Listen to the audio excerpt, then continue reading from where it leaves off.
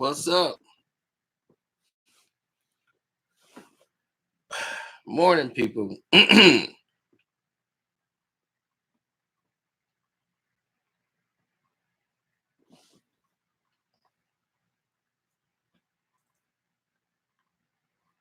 be honest with you, I have no idea what that movie Harriet was about.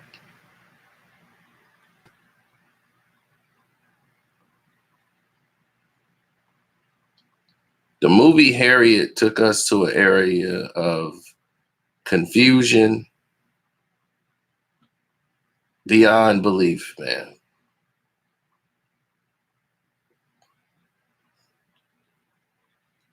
I'm so confused by this movie that I'm trying to understand it. From what I know, like, I have to go back through the history books, but this movie seemed a little slanted. I'm gonna have to look at. Well, they looked at Cynthia Erivo and the fact that she's British, and I brought this up before. You and Samuel L. Jackson brought this up, and then black actors went and attacked Samuel L. Jackson. Now, the problem that we're having here that need to be addressed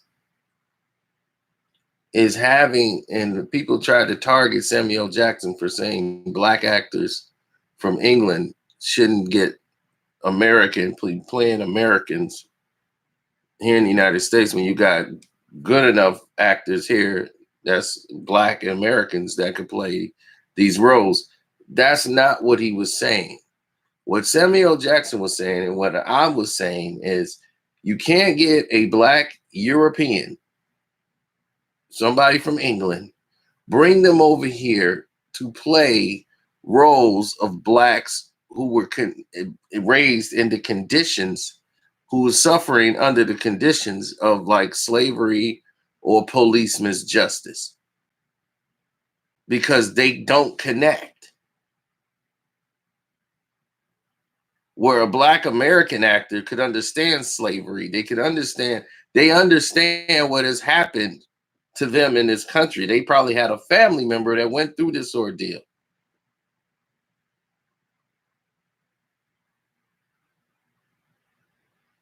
So you cannot play these characters.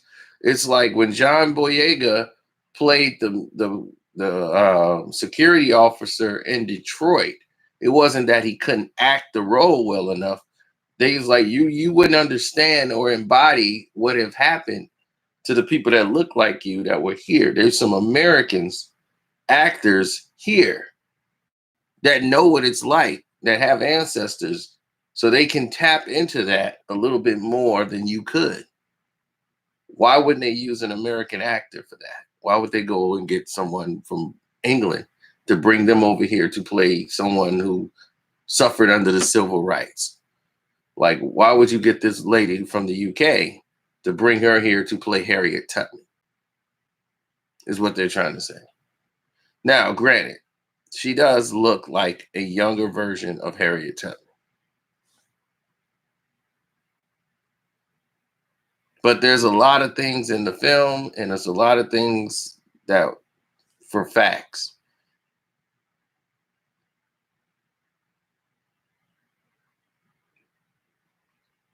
Now, when you got two writers involved, the person that did Eve's Bayou and Remember the Titans and Ali, I knew we were where we were headed. This thing has some things that were resembled what happened, and a lot that was different. This was like a toned down version of slavery I've ever seen in my life. Um, it was like the slave master was her friend, and like the bad people were black, and this character who I've never heard of the dude, but somehow he was a villain, and he wanted to. I don't want to tell the spell to spoil the movie for people that want to go see it. I never tell people just look, don't spend your money, but this here, is this is like a fictional tale to me,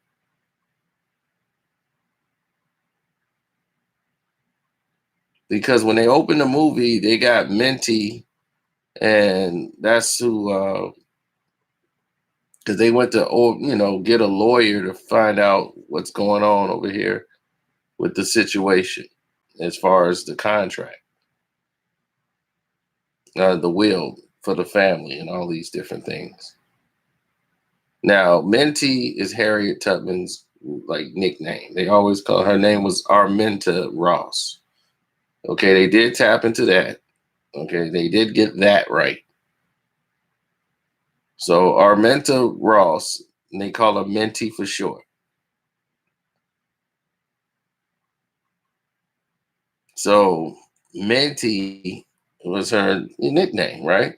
So they start the movie off when she's, hired a lawyer to investigate the old will, behind her great grandfather, who was the owner.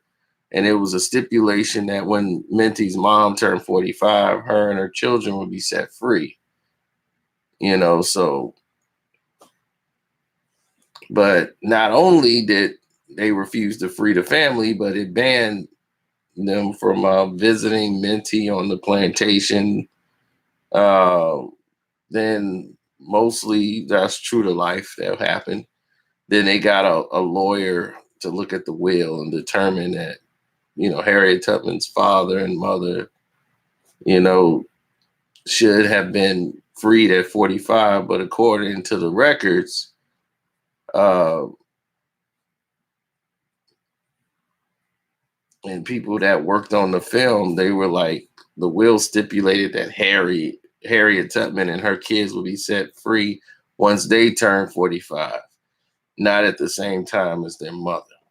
So the will, I don't know, these people, they saying the will was screwed up that was saying that she would be free, but her kids could work. And then when they're 45, then they're free. Then their kids, once they're 45, they're free.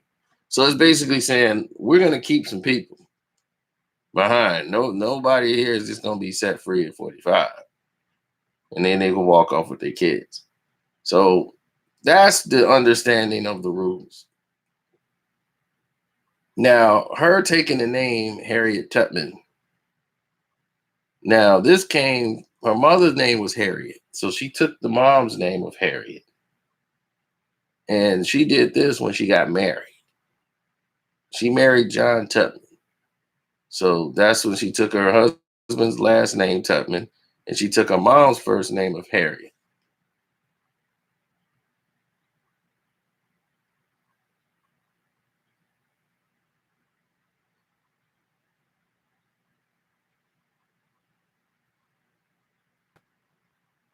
John Tubman was a free black man.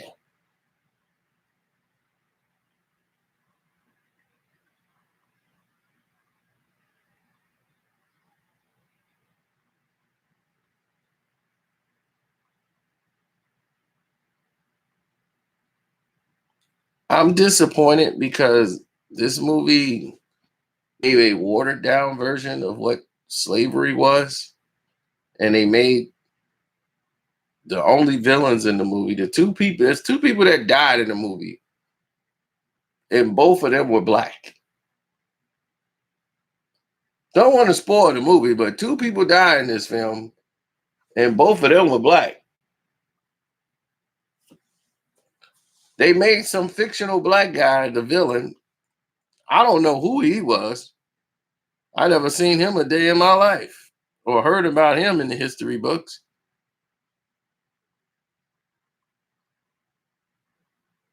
But then the slave master's son shoots him in the head.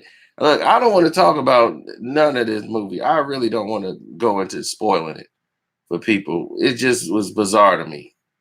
It was pretty bizarre. Looking at the movie, I'm like, what am I watching? I'm a little disappointed in the way it went because I'm thinking we're going to get some, grit. There was no grit in here. This is a Remember the Titans version of Harriet Tubman story. This is where everybody holds hands and scream kumbaya.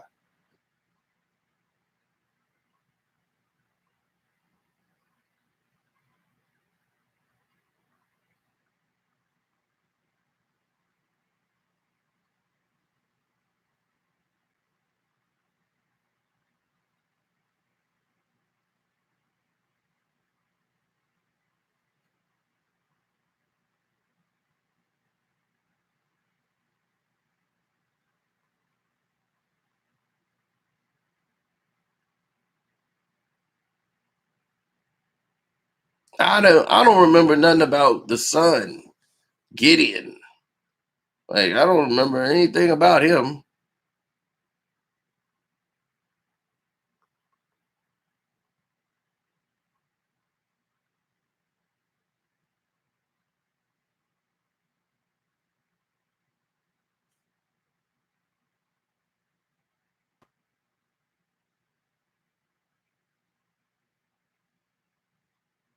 They had the when she got to Philadelphia and did her escape, she run into Williams still. Yeah, you're right.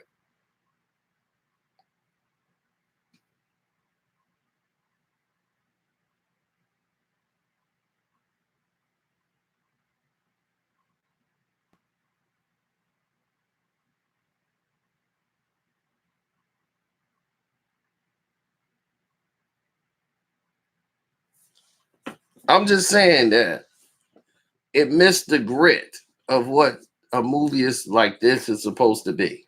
They made a family fun Harriet Tubman movie.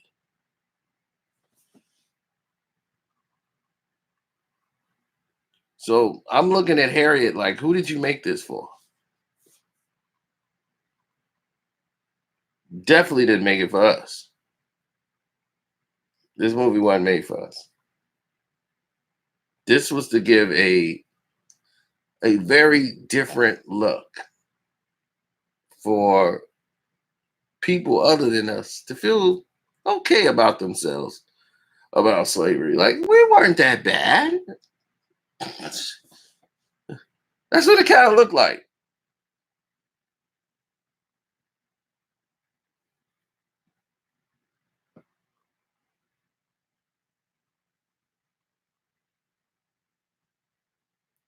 12 Years a Slave had grit.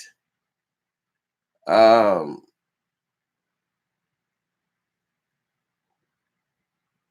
the one Birth of a Nation, that's grit.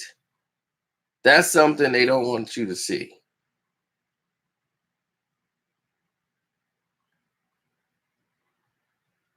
I went and bought it and owned it. Every black human being on this planet should have bought Birth of a Nation. Whether you can watch it or not, you should at least own it.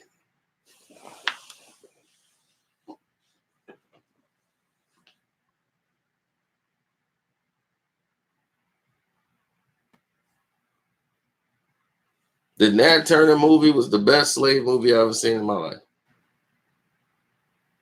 Next to Roots. Well, that was a series. But best movie, slave movie in the world.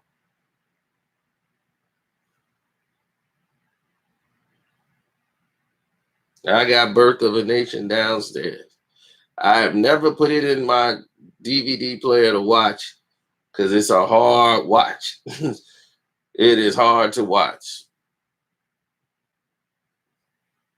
Me, I have never been on a plantation a day in my life, but putting and watching those movies will put you in a mood. And if it don't, I don't know. I can't say for you.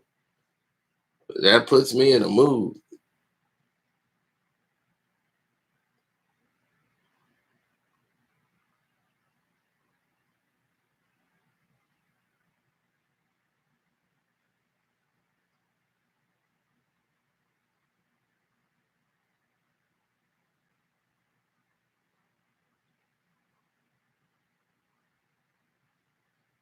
No, it was slave drivers like that, like Mister from Color Purple. Plenty of people like Mister out there.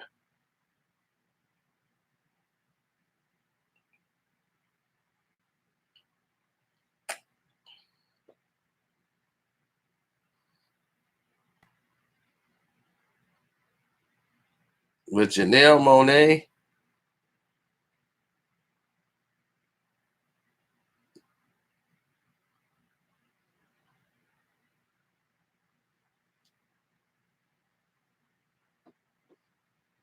Yeah, she played a good role. Her role was she was the woman that took in Harriet Tubman and showed her how to. She's a black businesswoman. She was free.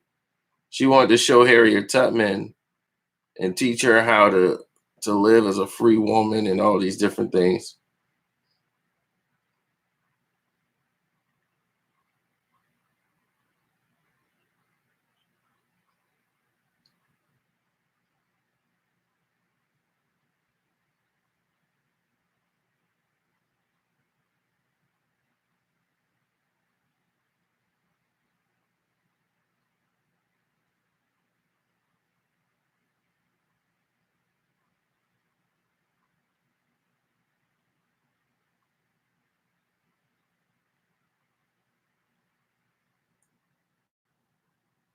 Hmm.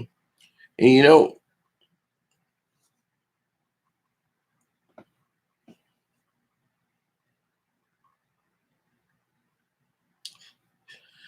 well, that's how you try to sell a movie. You take what people naturally do. Let's say if you created your own business by yourself, right? You got your own business, you did everything from the ground up, you do all this, and years later they tell you a story and they see a story where you did all of these things by yourself, but they need more characters. So they invent some character that never existed and comes in, hi, I have my own business. Let's have lunch. Let me tell you about how to do this and do this. And they make it look like, oh, this guy told them how to do that. That kind of takes away from the person who did it themselves. And that's what they did here in this Harriet Tubman movie. That Marie Buchanan never existed in history. They created this character, Janelle Monae's character, threw her in the film just so they could say she taught Harriet Tubman to live as a free woman. What? What? She never existed.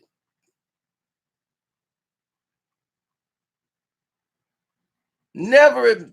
What would make you create a character for a movie like Harriet Tubman and throw them in the movie and have a pivotal part in the movie in the life of Harriet Tubman?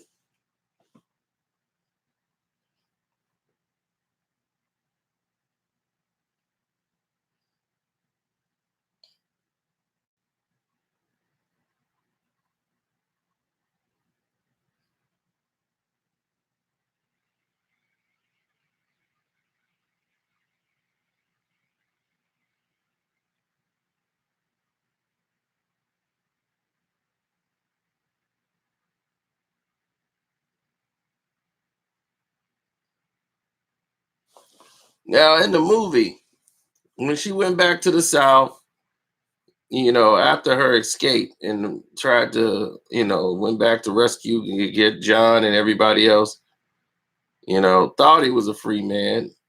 His freedom as a black man in the South was restricted by white people, of course, because he's supposed to be a free black man, but the slave owner, it was Edward Broadus, he can keep him from seeing his wife. So you ain't free, buddy.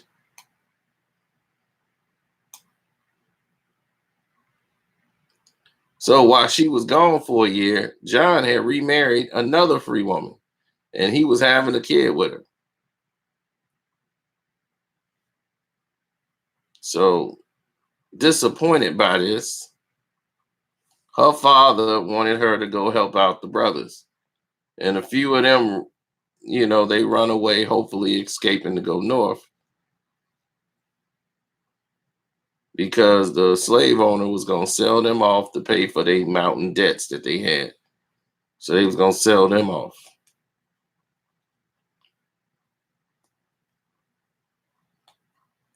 So in the movie, she ends up, one of the brothers wants to go back. She pulled a gun on him to get him to go ahead and follow her. Now, as far as I know, from the truth behind everything,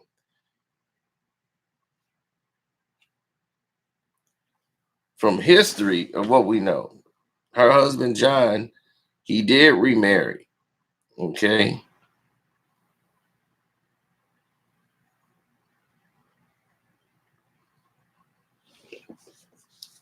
Now, the only thing they got mixed up is that was her first trip back. She had already been back. She didn't come back with him. She took her niece and her niece's kids. That was her first trip. And they went to like Baltimore or something.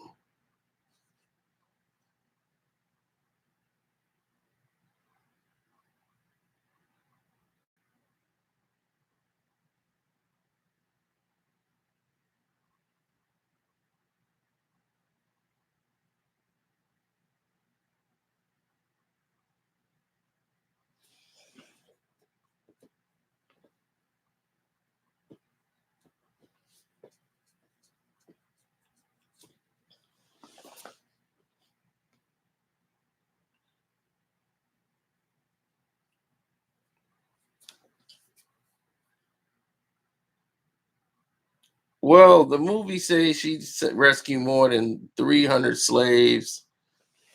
The real number is about 80 to 100.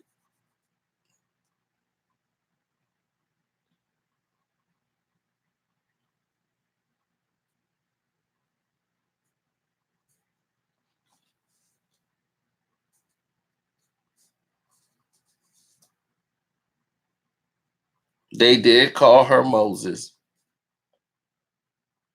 They were like slave owners. They didn't pick up on her so quickly. She wasn't that big.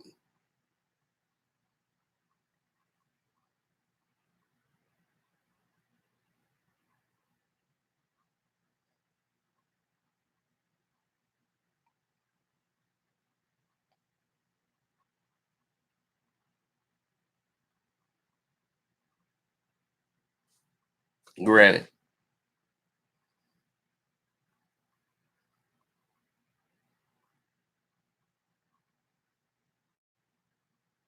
the movie sound like some BS. I'm tired. What's up, Kev? I'm tired, and this movie wore me out. I didn't even do a video. I just went straight to bed after I watched that movie. I came home. I'm like, I'm going to bed. I can't even make the video right now. So when I woke up, first thing I did was make this video. This is the very first thing I've done.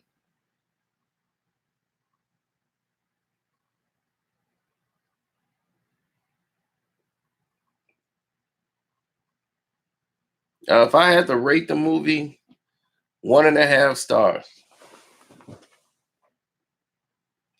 Because they had an opportunity here to make a gritty movie, something that was catching. Instead, you want to make an entertaining, film for your benefit. History is dirty. History is nasty. And you just can't wet wipe the entire history and try to make it sound family fun for everybody else so you can take school kids to go see it. We didn't make it dirty.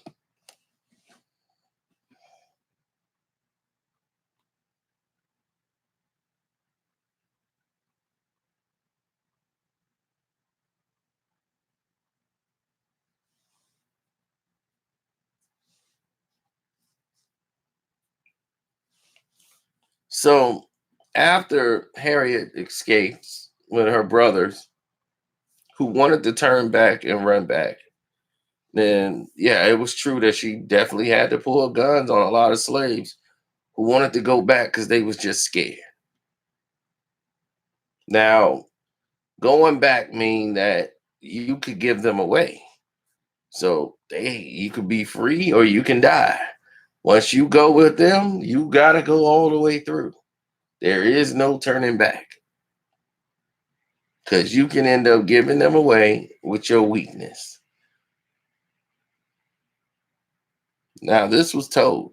Now, they never told that Harriet had to put one in somebody who tried to run back, but it's possible. Now, if you was gonna change something, you could have changed that. And I've been like, I understand it. That brother could have brought everybody down. So that would have made more sense. It would have got more grit. Thanks for donating to all you guys who did. Bogues, Kevin.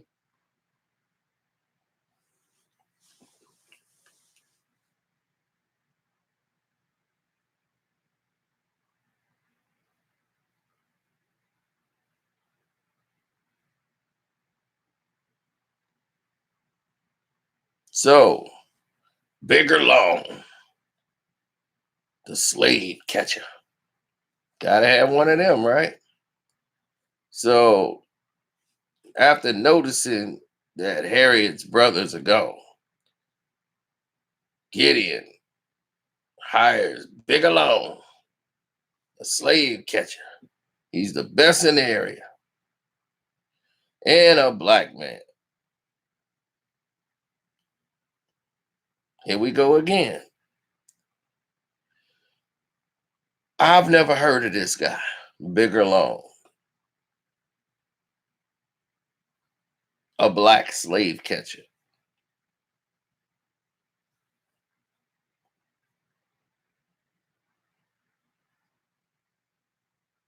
It's not impossible.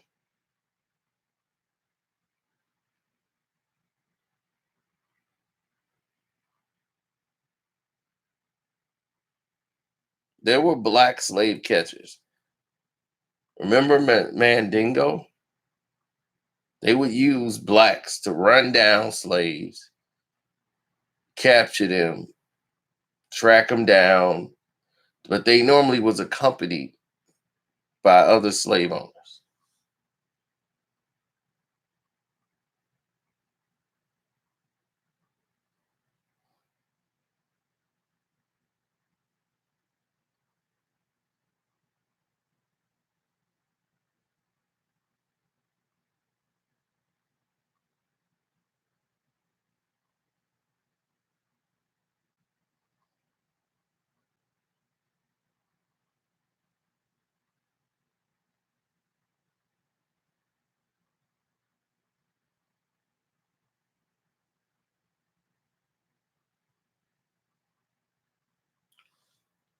That's why I told you they would have to have been accompanied by other white males because it's the South itself. Most of those parts where some white people saw blacks, they assumed they all are slaves. So even those during this time there were blacks that was free, they still were in danger. They never really was free. Plenty of times in the South, free black men were taken into custody, thrown into jail, and sold as slaves themselves.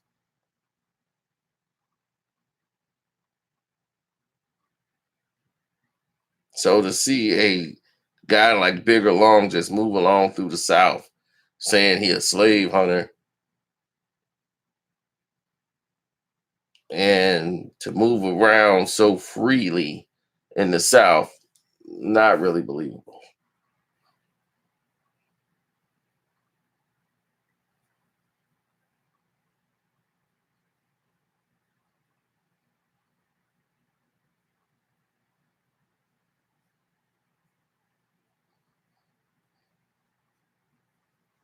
It was another way of making the black guy the villain against black people,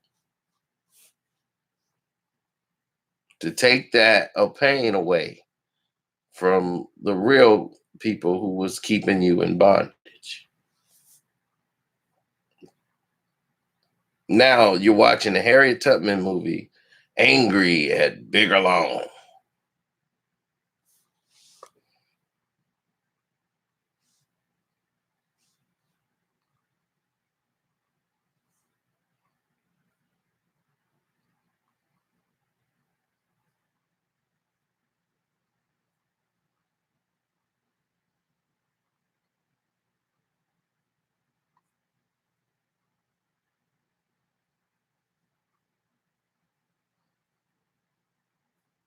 Right. Well, there's a thing called the Fugitive Slave Act. Like in real time, I think in the movie when she was rescuing people and her reputation as being an Underground Railroad conductor was well established by the time the Fugitive Slave Act passed.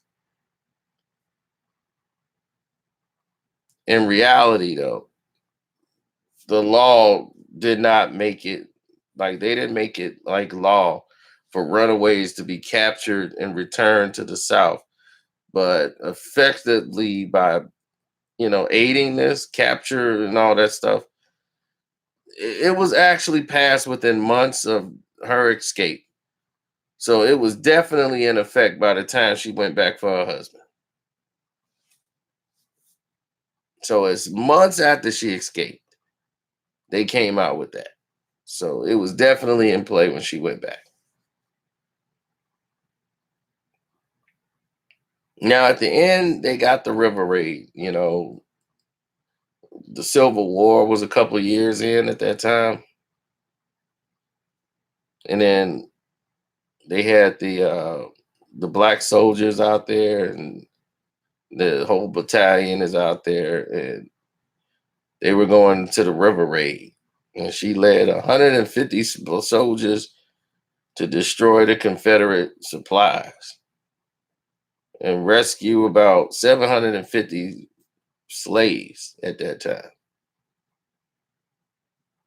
And she was, and we were told that not only was she the first woman ever to lead an armed military raid, but she also served during the war as a Union spy, a nurse, and a scout. And she died at 91, surrounded by all her family. Now, this part of the movie, they got right. It's pretty accurate.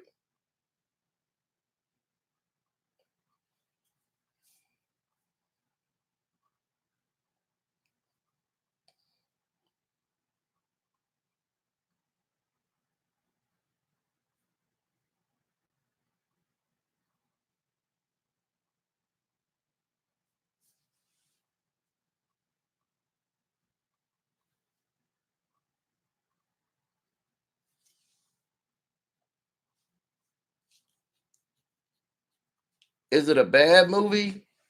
No, it's not a bad movie. It's just when you do someone who's iconic, you got to do it right or don't do it at all. But when you try to add characters to take away some of the innate value just because you want to put a big name actor in there, then you want to make you know a black person the villain,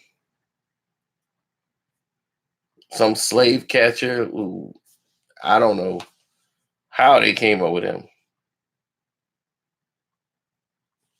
You do a disservice to the public. Now, let's just say this was a white hero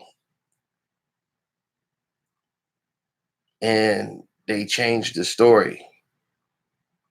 Let's say this was a Jewish guy. They changed the story around. Blacks made a movie about a Jewish guy, right? Throw this Jewish guy in there.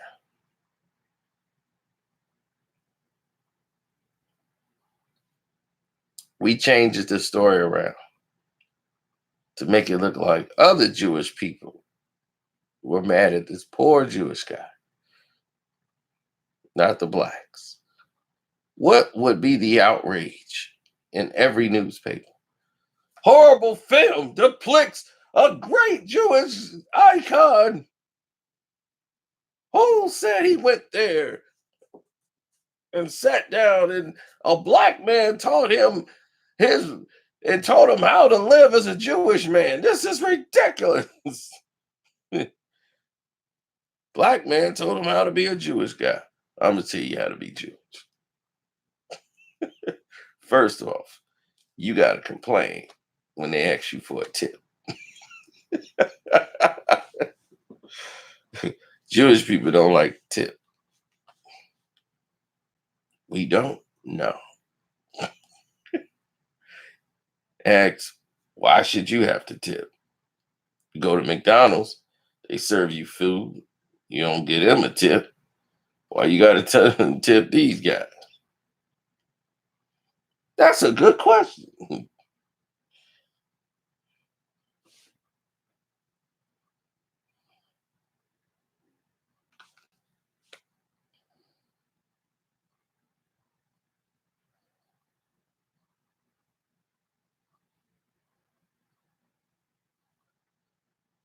Yeah, it's movies like this that you kind of wonder why they took the direction they did.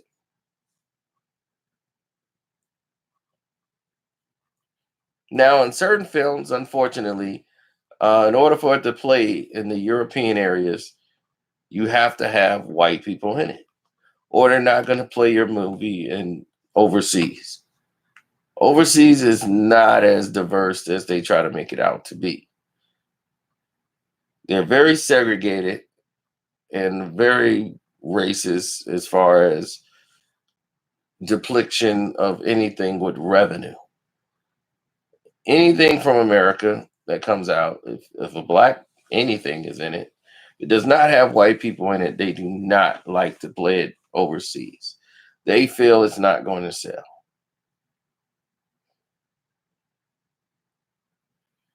They have movie posters that come out, and they're entirely different overseas than they are here. We've seen it plenty of times. I'll never forget Couples Retreat with Vince Vaughn, John Favreau, Jason Bateman, and Faison Love. Now, the star of that whole movie was Faison Love. He was the funniest person in the movie. His relationship with Trudy was the funniest thing in the entire film. He's completely featured throughout the film, but on the poster, they blow up Vince Vaughn's character, John Favreau, Jason Statham, and Christian Bale's character. And way in the back, like about this big, is Faison Love and his character of Trudy. Like faded them completely out. They had to put out a statement after someone black complained about this overseas.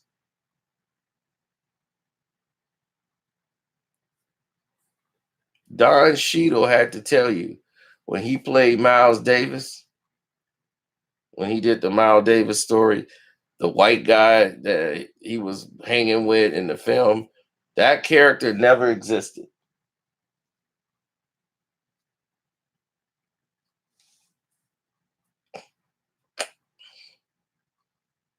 And people gave him a lot of slack over why in the world they created this white character to be Miles Davis' best friend.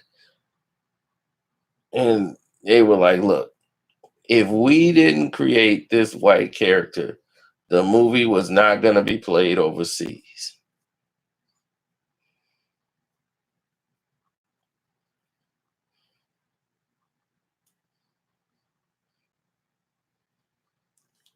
Kenny, we know that.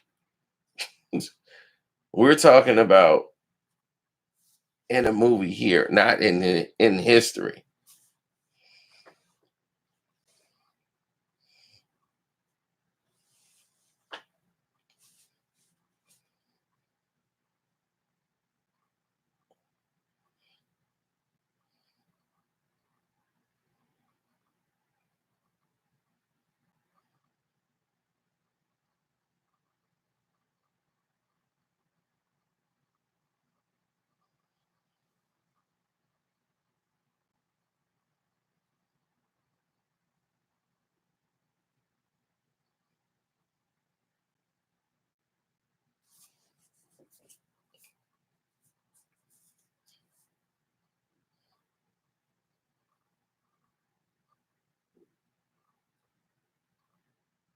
Yeah,